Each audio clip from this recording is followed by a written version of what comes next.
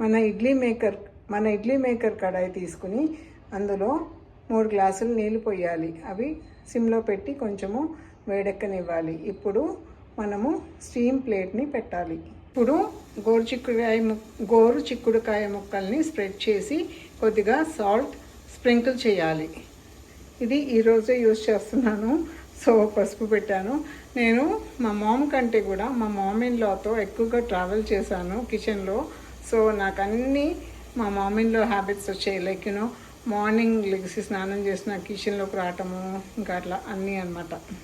తరువాత steamer plate మీద ఇంకొక ప్లేట్ పెట్టి దాని మీద పెసరపప్పు స్ప్రెడ్ చేద్దాం.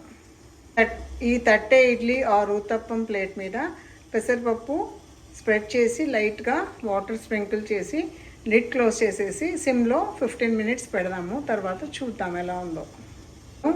నేను ఇంతకుముందు ఇడ్లీలు ఉండ్రాళ్ళు కుక్ చేశాను, కానీ స్టీమ్ కుకింగ్ ఎప్పుడు చేయలేదు. ఇదే ఫస్ట్ టైం. సో అందుకని 15 మినిట్స్ సిమ్లో పెట్టి చూద్దాం ఎలా ఉందో.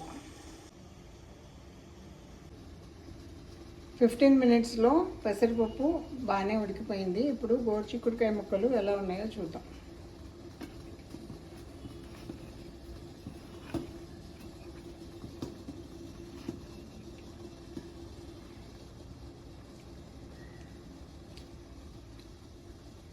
ఒక చేతితో తీయడానికి రావట్లేదండి. నేను కెమెరా ఆఫ్ చేసి 2 చేతులతో తీసి మీకు చూపిస్తాను.